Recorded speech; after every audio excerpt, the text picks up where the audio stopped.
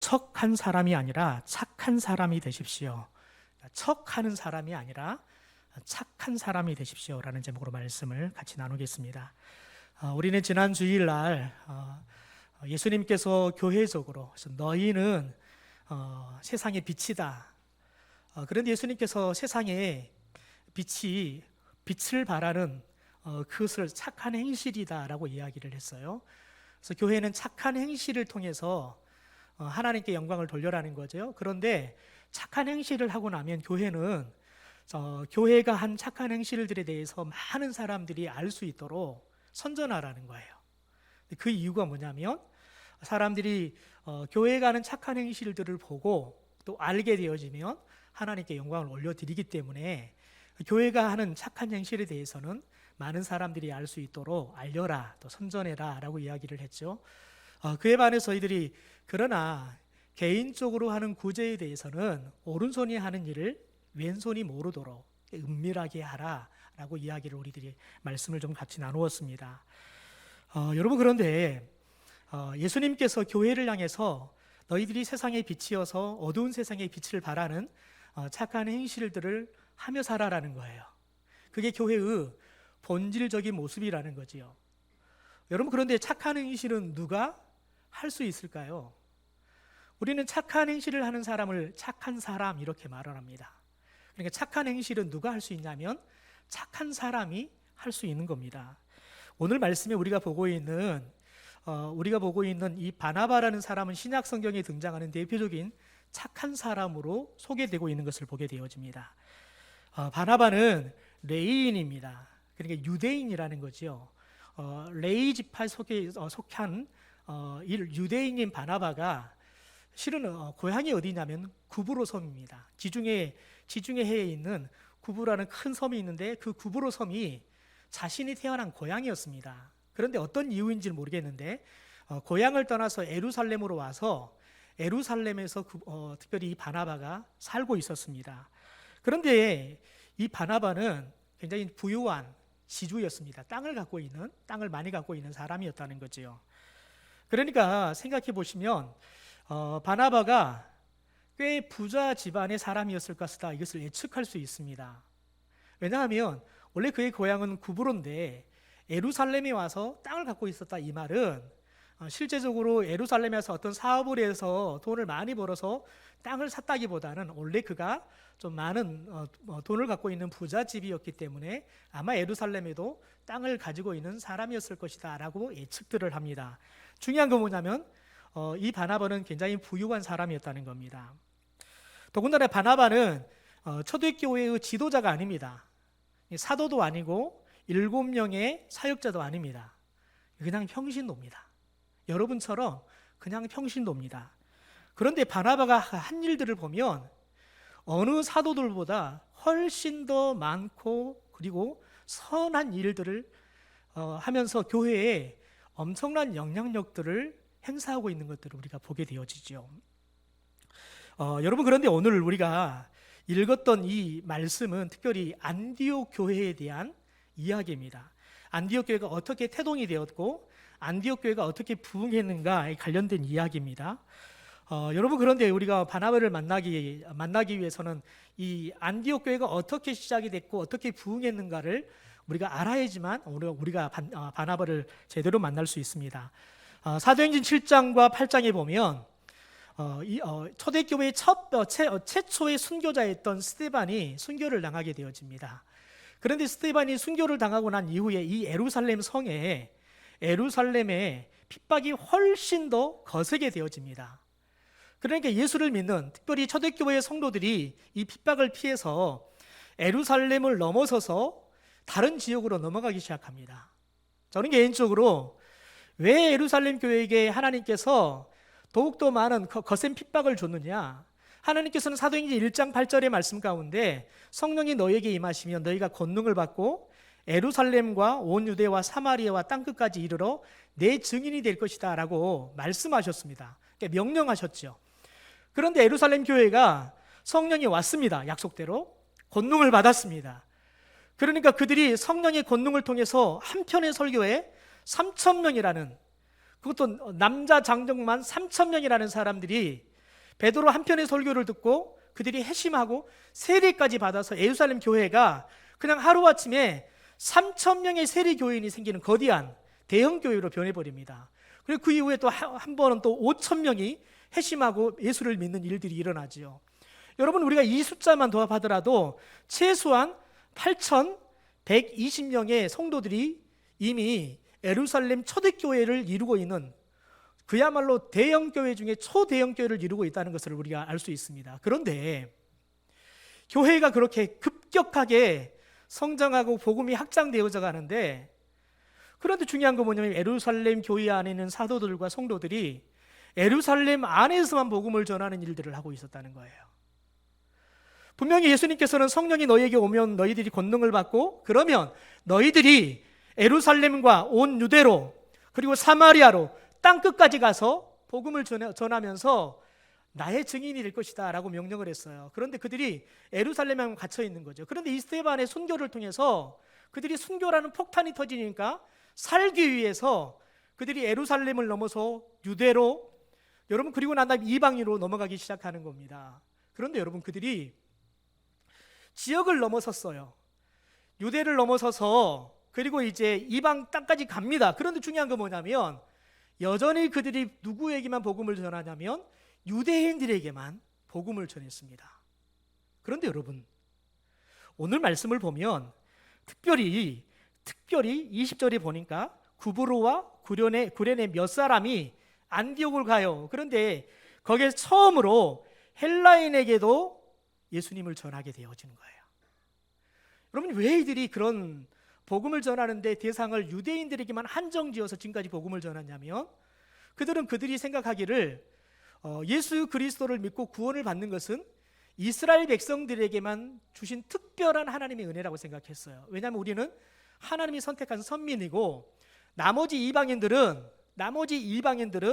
다 지옥의 불쏘시개를 쓰기 위해서 하나님께서 사람들을 창조했다라고 생각하고 그들은 그렇게 공공연하게 말을 하고 살았던 사람들입니다. 그러니까 그들은 유대인들에게만 복음의 대상이라고, 구원의 대상이라고 생각했던 유대인들에게만 복음을 전하는 거지요. 여러분, 그런데 예수님께서는 3년의 공생애를 통해서 끊임없이 보여줬던 건 뭐냐면 사마리아 땅에도 가서 이방 여자에게도 이방인 군인들에게도 계속해서 복음을 전하고 그들이 구원을 받는 일들을 하셨습니다. 그러니까 예수님이 그들에게 보여줬던 건 뭐냐면 내가 너희들이 가져온 하나님의 나라는 이스라엘 사람들에게만 주는 하나님의 특별한 은혜가 아니라 온 사람들에게 주는 하나님의 은혜라는 거예요. 하나님의 구원의 역사라는 거예요. 이걸 가르쳐 줬음에도 불구하고 그들이 어린 시절부터 가지고 살았던 유대인 선민 사상이 이 복음을 딱 가둬버리고 살았던 거지요.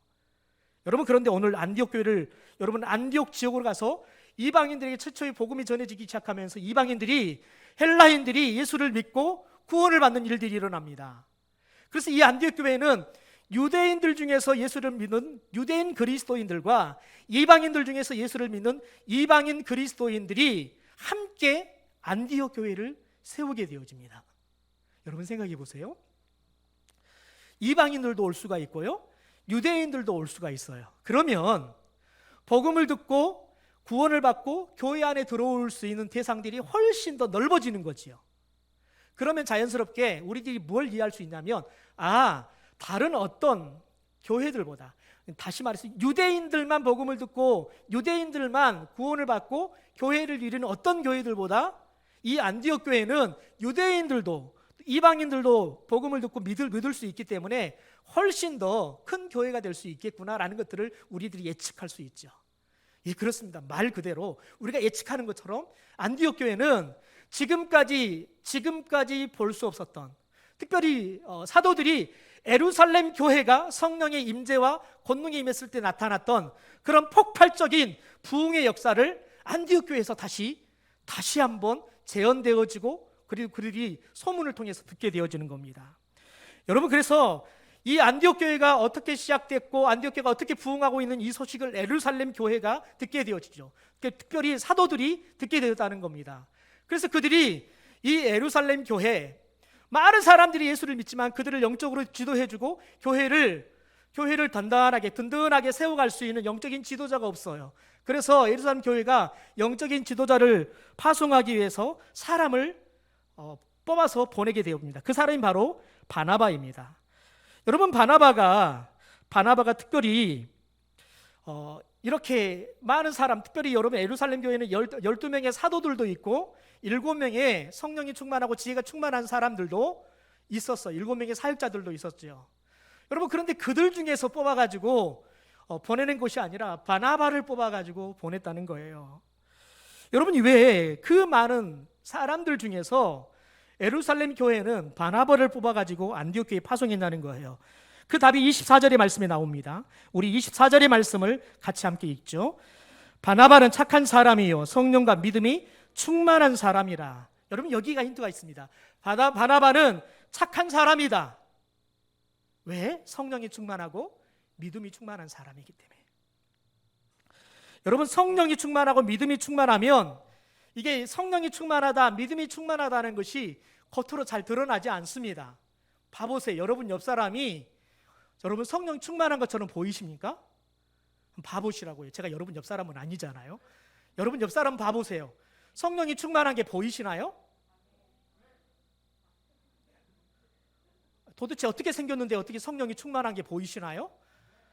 여러분, 성령이 충만한 게 우리의 겉모습으로는 잘 드러나지 않아요. 여러분이 지금 아멘할 수 있는 거 뭐냐면 저 사람이 믿음이 어떤 믿음인 줄을 아니까 아멘하는 거지요. 그런데 난생 처음 딱 만났어요. 그런데 그 사람이 성령이 충만한 사람인지 믿음이 충만한 사람인지 어떻게 알 수 있어요? 여러분, 알 수가 없어요. 왜냐하면 성령이 충만한 것과 믿음이 충만한 것은 우리의 속사람 가운데 나타나는 거기 때문에 그래요. 여러분, 개중에는 그런 게 있죠. 우리들이 기차를 타거나 버스를 타면 사람들이 종종 그러죠. 보니까 교회 다니신 것 같네요. 저는 종종 이렇게 기차를 타고 하면 그래요, 목사님 같은데 목사님 아니세요? 이렇게 이야기를 해요. 그래서 당신 사람 볼 줄 아네요. 그런 이야기 하는데요. 어느 사람이 그렇게 때로는 묻어나요. 왜냐하면 저와 여러분 예수님의 말씀으로 계속해서 우리가 먹고 살아가면 중요한 건 뭐냐면 예수님과 함께 웃고 함께 기뻐하잖아요. 그러면 우리의 모습이 누구의 모습이 된다고요? 예수의 모습이 되는 거예요. 부부가 여러분 함께 살면 처음에 결혼할 때는 별로 안 닮았는데 20년, 30년 같이 살면 여러분 닮아가요. 왜냐하면 같이 기뻐할 일도 같이 기뻐했고 때로는 힘들어하는 일을 같이 겪었어요. 그러니까 얼굴을 보면 인생이 여러분 그 얼굴에 다 나타나잖아요. 인생을 어떻게 살았느냐가 우리 얼굴이 어떤 얼굴을 할 것인가 결정이 된다는 거지요. 여러분, 그러나 실제 우리가 성령이 충만하다, 믿음이 충만하다, 이것이 우리의 겉모습으로는 쉽게 알 수는 없어요. 그런데 우리가 성령이 충만하다, 믿음이 충만하다, 그것이 뭘로 나타나냐면 착함으로 나타난다는 거예요. 착함으로요. 여러분, 그래서 우리들이 착하다 이 말은 저와 여러분이 성령이 충만하고 믿음이 충만해서 우리 안에 성령의 역사가 나타나면서 성령이 일으키시는 선한 일들이, 착한 일들이 우리 안에 일어난다는 겁니다. 그래서 여러분, 성령이 우리 안에 임재하면 우리에게 무슨 열매가 맺어져요? 성령의 9가지 열매가 여러분 맺어지는 거예요. 여러분, 그런데 중요한 건 뭐냐면 성령의 9가지 열매를 복수해요. 그런데 열매들라고 표현하지 않고 열매라고 표현하는 거예요. 왜 그럴까요? 성령이 우리 가운데 임하면 어떤 열매는 있고 어떤 열매는 없고가 아니라 성령이 우리에게 임하면 이 9가지 열매는 반드시 우리 안에 다 맺어지게 돼 있어요. 때로는 어떤 사람의 성품에 따라서 또 그 사람이 겪는 일에 따라서 단 그건 있어요. 어떤 열매가 더 크게 맺어지기도 하고 어떤 열매는 적게 맺어지기도 하는 거지요. 오래 참을 일들이 많은 사람은 오래 참음의 열매가 이렇게 크게 맺어지겠죠. 그런데 별로 오래 참을 일이 없는 사람들은 오래 참음의 열매가 그렇게 크지 않을 수 있어요. 그러니까 단지 여러분 우리들이 그 열매가 상황에 따라서 그 사람의 성품에 따라서 크기가 다를 뿐이지 성령의 열매는 우리 모두에게 반드시 맺어져야 한다는 거예요. 맺어져야 하는 게 아니라 맺어지게 되어 있어요. 왜냐하면 저와 여러분이 그 성령의 열매를 맺는 게 아니라 성령께서 맺게 하시기 때문에 그렇습니다. 여러분, 그런데 사람들이 특별히 성령이 충만하고 믿음이 충만해서 착한 사람이 되잖아요. 그러면 착한 행실이라는 선한 일들을 하면서 선한 영향력이 사람들에게 흘러가는 거예요. 그러면 자연스럽게 선한 영향이 흘러가면 그 영향력이 흘러가는 곳마다 사람들이 변해요. 그러면 세상이 변해요. 여러분, 그래서 복음이 흘러가는 나라들마다 세상이 어둠이 떠나가고 빛이 들어가는 걸 봐요. 저는 이미 우리나라가 복음화율이 굉장히 높고 이미 교회들이 많은 상황이 신앙생활을 했기 때문에 도대체 우리가 얼만큼 변했는지를 별로 실감하지 못해요. 그런데 여러분, 선교지에 가서 보면, 선교지에 가서 3년, 4년, 5년 선교하다 보면 자연스럽게 우리가 뭘 보냐면, 야, 저 사람들이 예전엔 저렇게 못 살았는데 복음을 받아들이더니 각 개인들부터가 삶이 달라져요. 직업이 달라져요. 심지어 집안이 달라져요. 왜냐하면 복음이 들어가면 여러분 빛이 들어가는 거예요. 빛이 들어가면 자연스럽게 어둠은 떠나가고 자연스럽게 여러분 선한 일들이 나타나게 되어 있는 거예요. 그러면 여러분 사람이 변하고 그 사람이 변하면 그 사람이 살아가는 세상이 변하는 거예요. 여러분 착한 사람들이 위해서 그래서 교회도 착한 교회가 되는 거예요. 여러분 제가 많은 교회들을 사역을 했어요. 그런데 어떤 교회는 착하지 않는 교회가 있어요. 매일 싸워요. 모이면 매 뒷소리하고 험담해요. 그리고 만나면 또 같이 식사하면 또 이제 그 사람 앞에 또 다른 사람을 험담하는 일들이 벌어져요. 그런데 어떤 교회는 모이면 그냥 서로를 늘 칭찬해요. 모이면 하나님 말씀을 큐티했던 것들을 같이 나누어요. 그래서 끊임없이 함께 하나님의 은혜를 나누고 서로 속에 있는 하나님의 선한 은혜들을 같이 나누면서 모이면 마음이 따뜻해지는 거예요. 그래서 어떤 교회는 모이고 나면 행복해진 교회가 있어요. 근데 어떤 교회는 모이고 나면 아이고 다시는 안 만나는 게 좋겠다. 우리는 모이면 죽고 흩어지면 사는 교회다. 여러분 이런 교회들이 있다는 거죠. 저는 우리 교회가 착한 사람들이 모여 선한 일들을 행하는, 그래서 또 모이면 또 모이고 싶고 보면 더 보고 싶은 그런 교회 성도들이 되기를 주님의 이름으로 축원합니다. 여러분 그런데 당연히 착한 교회가 돼야 되는데 교회들이 착하지 않아 생겨나는 문제들이 얼마나 많습니까? 여러분 그런데 교회가 착하지 않은 게 아니에요. 그 교회를 이루고 있는 사람들이 착하지 않아서 생겨난 문제죠. 여러분 성령의 사람들, 성령이 충만하고 믿음이 충만한 사람들이 모이면, 그런 사람들만 모이면 여러분 당연히 교회는 착한 사람들이 되게 돼 있어요. 그런데 교회는 여러분 성령이 충만한 사람도 모이지만 성령이 충만하지 않는 사람도 모여요. 그러다 보니까 어떤 사람들이 많이 모이느냐, 또 어떤 사람의 목소리가 크냐, 그거에 따라서 착한 교회가 되기도 하고 나쁜 교회가 되기도 하는 거지요. 여러분 우리 교회가 착한 교회냐, 그걸 뭘 보면 알 수 있냐면 지역사회가 구암교회는 우리에게 꼭 필요한 교회, 다른 데는 다 없어져도 저 교회만은 꼭 있어야 돼. 여러분 이런 이야기를 들으면 착한 교회예요. 그런데 이런 이야기를 듣지 않잖아요. 그러면 우리는 착한 행실이 없는 교회예요. 그건 있을 수 있겠죠. 우리끼리 착해요. 우리끼리.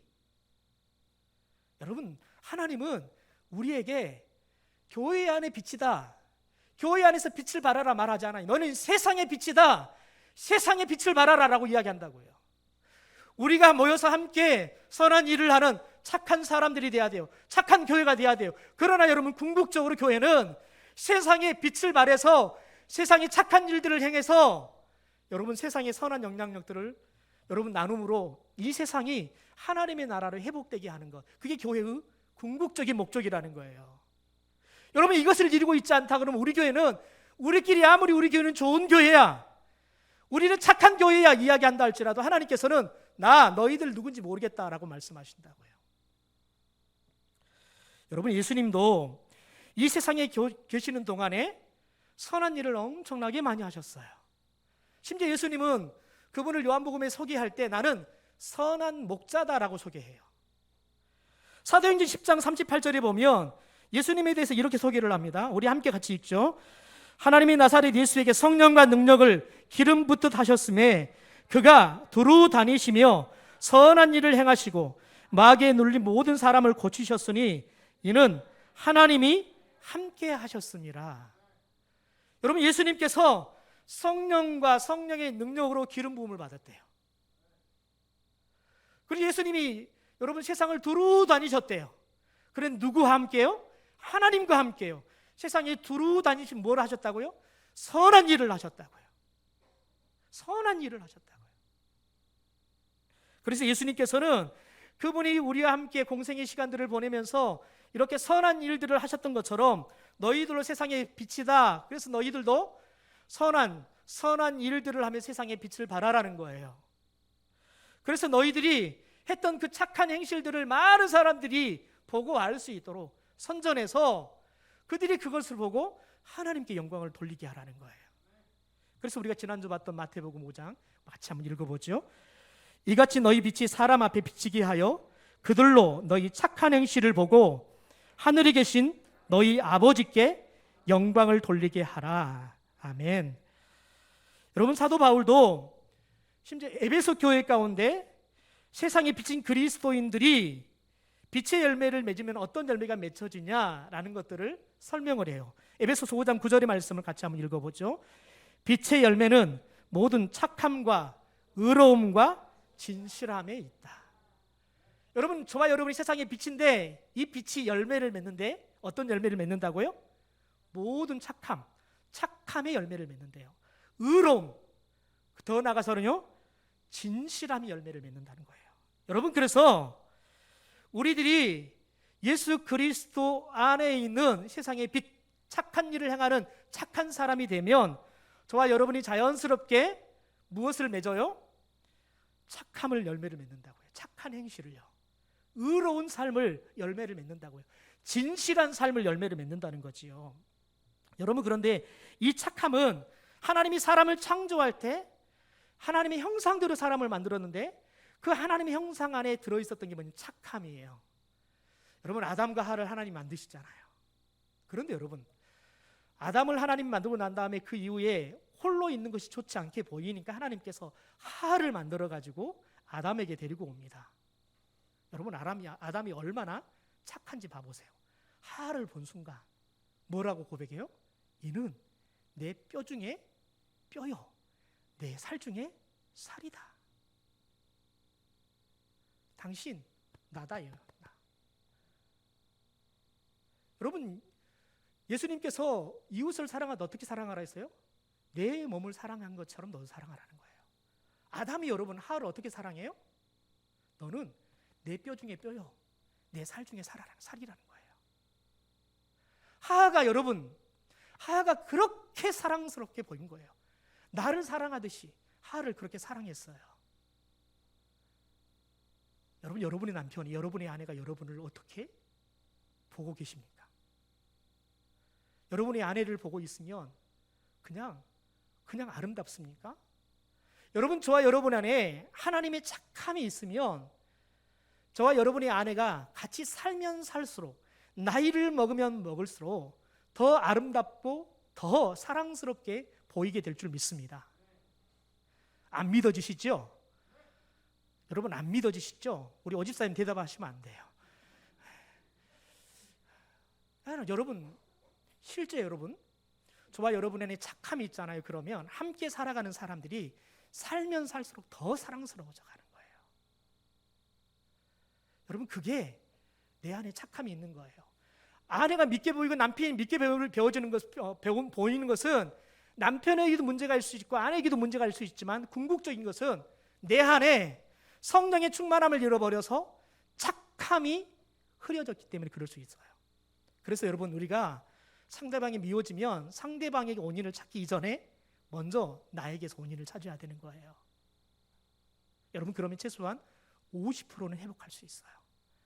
저는 우리 성도들의 가정 안에 살면 살수록 서로가 서로를 볼 때 더 사랑스럽고 더 아름답고 더 귀하게 여겨지는 그런 아름다운 눈과 마음과 그런 사랑에 여러분 고백들이 충만하기를 주님의 이름으로 축원합니다.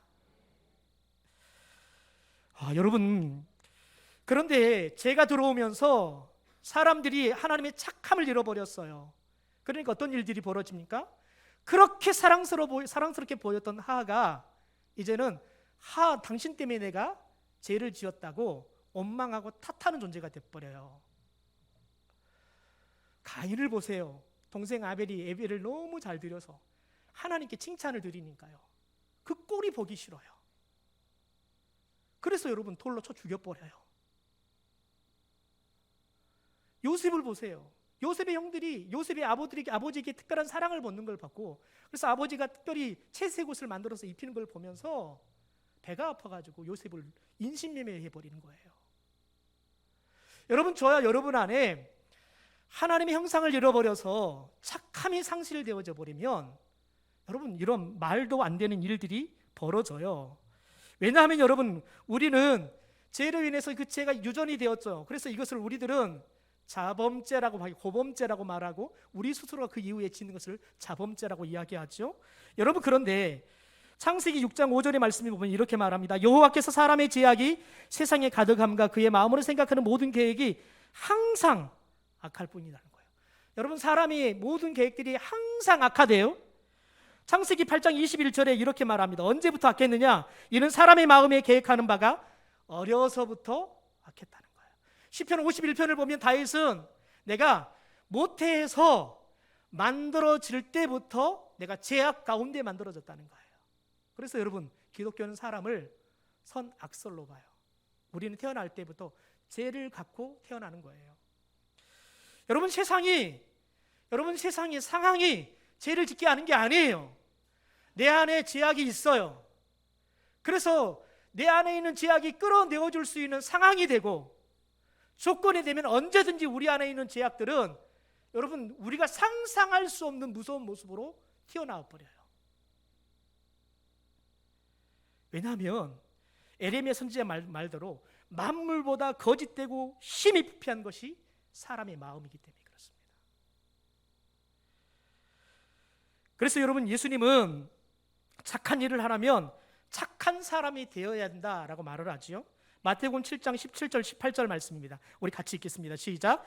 이와 같이 좋은 나무마다 아름다운 열매를 맺고 못된 나무가 나쁜 열매를 맺나니 좋은 나무가 나쁜 열매를 맺을 수 없고 못된 나무가 아름다운 열매를 맺을 수 없다. 여러분, 저와 여러분이 좋은 열매를 맺려고 아무리 애를 쓰고 수고를 해도 소용없어요. 중요한 게 뭐예요? 우리들이 좋은 나무가 돼야지만 좋은 열매를 맺을 수 있는 거예요.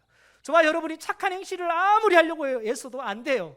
중요한 건 뭐냐면 저와 여러분이 착한 사람이 되면 자연스럽게 착한 행실이 나오게 될 줄 믿습니다. 그럼 여러분, 우리가 어떻게 착한 사람이 될 수 있습니까? 예수 그리스도를 나의 구주로 고백하고 저와 여러분이 예수 그리스도 안에 새로운 사람으로, 새로운 피조물로 거듭나면, 새롭게 태어나면 저와 여러분이 착한 사람이 될 줄 믿습니다. 예수 그리스도 안에 우리가 새로운 사람으로 거듭나잖아요. 그러면 우리 안에 있는 잃어버렸던 하나님의 형상이 회복되어집니다. 그 형상 속에 담겨있는 잃어버렸던 착함이 회복되어지는 거예요. 여러분, 그래서 바나바를 보십시오. 그가 성령이 충만해요. 믿음이 충만해요. 그러니까 어떤 사람이 되었습니까? 착한 사람이 되었대요. 바나바를 보십시오. 원래 그 이름은 요셉입니다. 그런데 사도들이 바나바다라고 별명을 지어줘요. 그 이유가 뭐냐면 요셉이 특별히 보니까 성도들이 어려운 사람이 많은 거예요. 그러니까 자신이 가지고 있는 땅을 팔아가지고 그 헌금을 사도들이 발 앞에다가 헌금해요. 그러니까 사도들이 그 헌금을 가지고 가난한 사람들을 돕는 일들을 하는 거예요.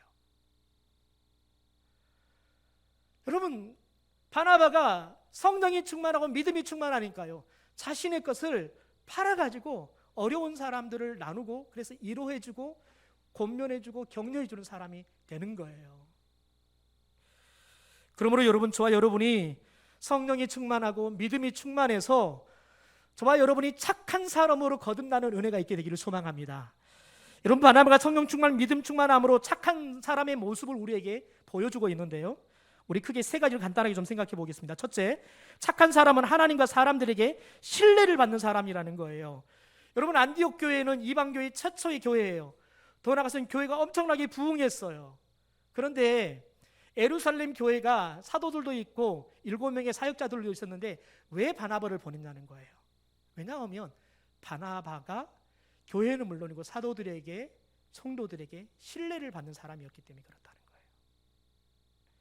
여러분, 실제 바나바는 다른 사람처럼 여러분 기적을 일으키고 병자를 치료하고 귀신을 내쫓는 이런 일들을 행하지 않았습니다.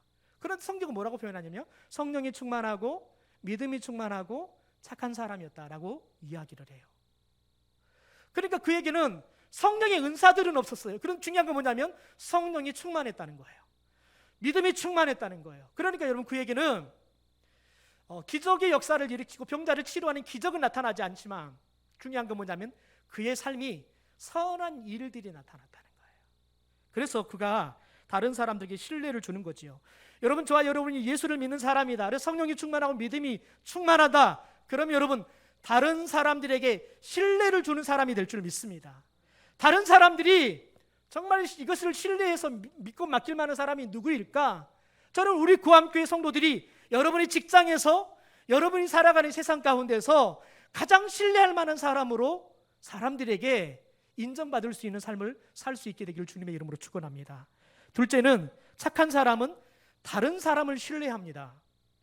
여러분, 바나바가 안디옥 교회를 돌보게 되자 안디옥 교회가 더 부흥을 해요. 그러니까 이제 혼자 안디옥 교회를 돌보기에는 너무 많은 성도들이 많아져 버렸어요. 그래서 그가 누구를 생각하냐면 자신의 고향에 다시 돌아가 버린 그래서 다소에 있는 사울을 생각해내는 거예요. 그래서 다소까지 가요. 그래서 사울을 만나서 사울에게 너 나랑 같이 가서 에베소 교회를 섬기는 일을 좀 같이 했으면 좋겠다. 바울을 여러분 에베소 교회 부목사로 청빙을 하게 되어지는 겁니다. 여러분, 그런데 여러분 실제 사울은 예수를 믿기 전에 예수님을 그 누구보다 극심하게 핍박했던 사람입니다. 그러다가 다메섹에 있는 예수 믿는 사람들을 잡으러 가다가 다메섹에 다 이르러서 길을 위해서 부활하신 예수님을 만나고 그가 회심하게 되어집니다. 여러분, 그런데 바울이 회심을 했는데 사람들이 믿어주지를 않습니다. 실제 여러분, 바울이 회심하고 그가 예루살렘으로 바로 가지 않습니다. 그가 다메섹과 아라비아 사막에서 3년 동안을 머뭅니다.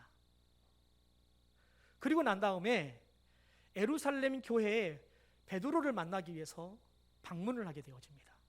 갈라디아서 1장에 그 이야기가 잘 기록이 되어 있는데 본인이 회심하고 났을 때도 사람들이 믿어주지 않았을 뿐만 아니라 회심하고 3년이 지났음에도 불구하고 사람들이 자신을 믿어주지 않았다는 것을 잘 기록을 합니다. 베드로를 만나기 위해서 예루살렘 교회를 갔는데 여러분 15일 동안 베드로와 함께 같이 함께 하면서 15일 동안 예루살렘 교회에 머물어요. 그런데 야고보 사도 딱 한 사람만 사울을 만나줘요. 나머지 사람들은 사울을 만나주지 않아요. 그러니까 바나바가 나서요. 바나바가 나서가지고 어떻게 이 사울이 예수님을 만나게 됐는지에 대한 이야기를 해줘요. 그리고 예수님께서 이 사울에게 무슨 말씀을 하셨는지 그 이야기를 해줘요. 그리고 더 나아가서 그들이 사울이 예수님을 만나고 난 다음에 다메섹에 들어갔는데 들어가자마자 해당에 들어가서 해당에서 예수님을 전했던 그 일들에 대한 간증을 해줘요. 그래서 사도들이나 예루살렘 교회들이 이 사울의 회심을 믿지 않았는데 그래서 사울을 만나주지도 않았어요.